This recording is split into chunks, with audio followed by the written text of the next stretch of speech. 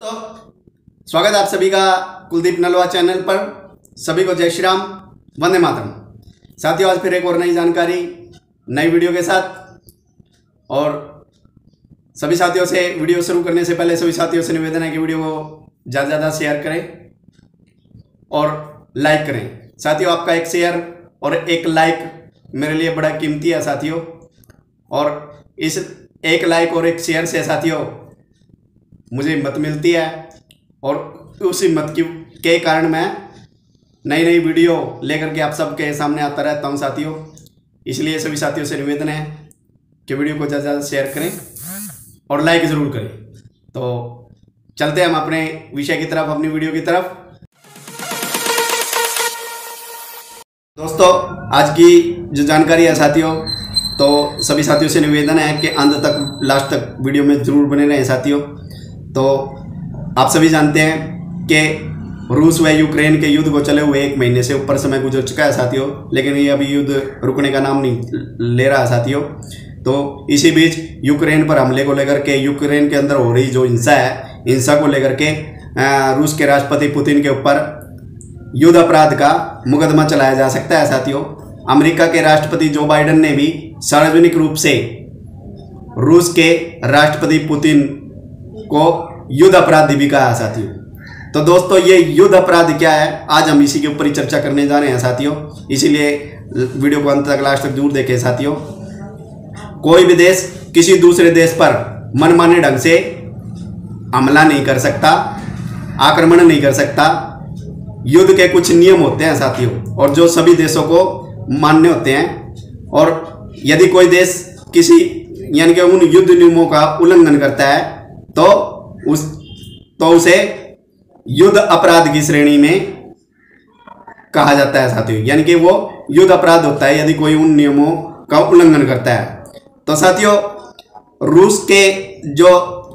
रूस के खिलाफ यूक्रेन के राष्ट्रपति जेलेंस्की ने ये युद्ध अपराध यानी कि रूस के ऊपर युद्ध अपराध का आरोप लगाया है साथियों। और इस मामले को यानी कि उसके ऊपर एक मुकदमा दर्ज किया है साथियों। और उसी के साथ ही बहुत सारे देश हैं, जो अन्य देश हैं, उन्होंने भी रूस के खिलाफ युद्ध अपराध का मुकदमा दर्ज किया है साथियों। 39 देश हैं जिन्होंने वार क्राइम के लिए मुकदमे दर्ज किए हैं। और जिनमें कौन कौन से देश हैं साथियों? जर्मनी, पोलैंड, ब्रिटेन, जापान व अन्य देश शामिल हैं साथियों।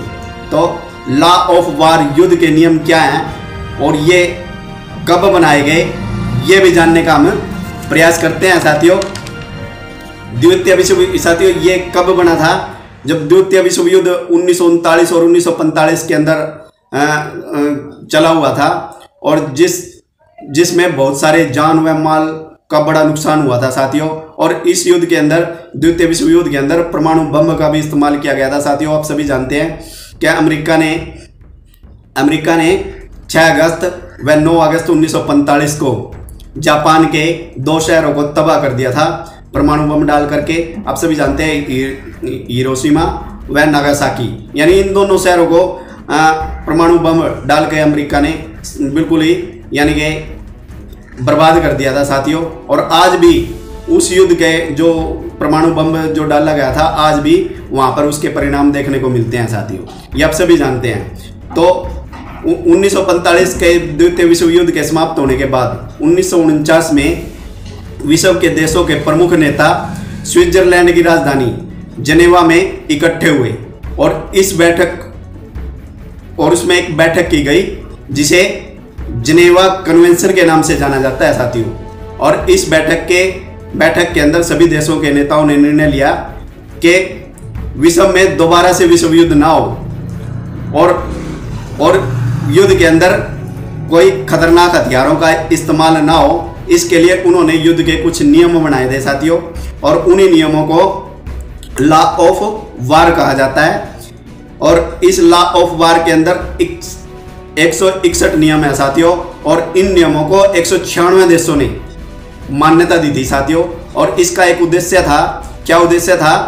कि उन लोगों की रक्षा करना जो युद्ध का हिस्सा नहीं है या युद्ध करने की स्थिति में नहीं है।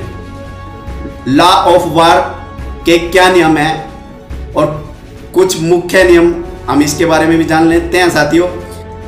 जब किन्हीं दो देशों के बीच में युद्ध होता है तो दोनों देश इन नियमों का पालन करते हैं साथियों, और दोनों देशों को इन नियमों का पालन करना होता है। और वो क्या क्या नियम है साथियों? आम नागरिकों को निशाना नहीं बनाया जा सकता, स्वास्थ्य कर्मियों, पत्रकारों को निशाना नहीं बनाया जा सकता, युद्ध के दौरान रिहायशी इमारतों, स्कूल व कॉलेजों व अस्पतालों पर हमला नहीं किया जा सकता, ऐतिहासिक इमारतों, धार्मिक सांस्कृतिक स्थलों पर हमला नहीं किया जा सकता, राहत शिविरों पर हमला नहीं किया जा सकता, हमला करने से पहले चेतावनी देनी होती है, और आम नागरिकों की सुरक्षा और उन्हें युद्धग्रस्त इलाकों से बाहर निकालने की जिम्मेदारी दोनों देशों की होती है।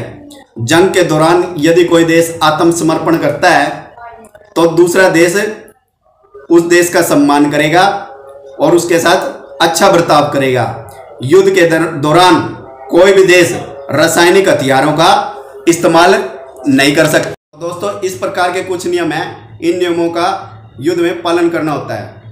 इंटरनेशनल ह्यूमैनिटेरियन लॉ के 44वें अध्याय में लिखा है, यदि कोई देश युद्ध के नियमों का उल्लंघन करता है तो उसे युद्ध अपराध माना जाएगा।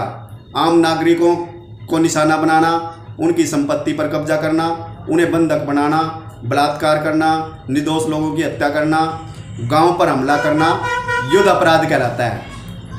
ऐसा करने वाले देशों के खिलाफ इंटरनेशनल क्रिमिनल कोर्ट के अंदर मुकदमा चलाया जाएगा।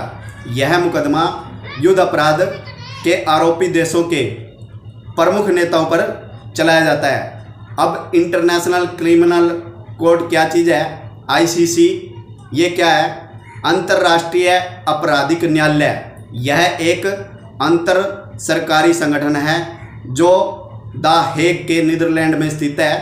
यह पहली और एकमात्र स्थायी राष्ट्रीय अदालत है जिसके अधिकार क्षेत्र में व्यक्तियों पर नरसंहार के अंतर्राष्ट्रीय अपराधों, मानवता के खिलाफ अपराधों, युद्ध अपराध और आक्रामकता अपराध के लिए मुकदमा चलाया जाता है। ICC की स्थापना 2002 में की गई थी साथियों, और यह अंतर्राष्ट्रीय न्यायालय से अलग है। तो साथियों, यह अंतर्राष्ट्रीय न्यायालय क्या है साथियों? ये मैं इसके ऊपर पहले वीडियो बना चुका हूँ साथियों, और आप सभी मेरे चैनल के पेज पर जाकर के उस वीडियो को देख सकते हैं। ICJ क्या है, तो आप उस वीडियो को देख सकते हैं साथियों। और मैं एंड स्क्रीन यानी कि स्क्रीन पर भी लगा रहा हूँ साथियों, इस पर छोटी सी आप देख रहे होंगे एंड स्क्रीन आएगी, तो आप इसके ऊपर क्लिक करके आप उस वीडियो को देख सकते हैं साथियों। और मैं डिस्क्रिप्शन बॉक्स के अंदर भी उस वीडियो का लिंक डाल दूंगा साथियों, तो आप उस लिंक पर जा करके उस वीडियो को देख सकते हैं साथियों।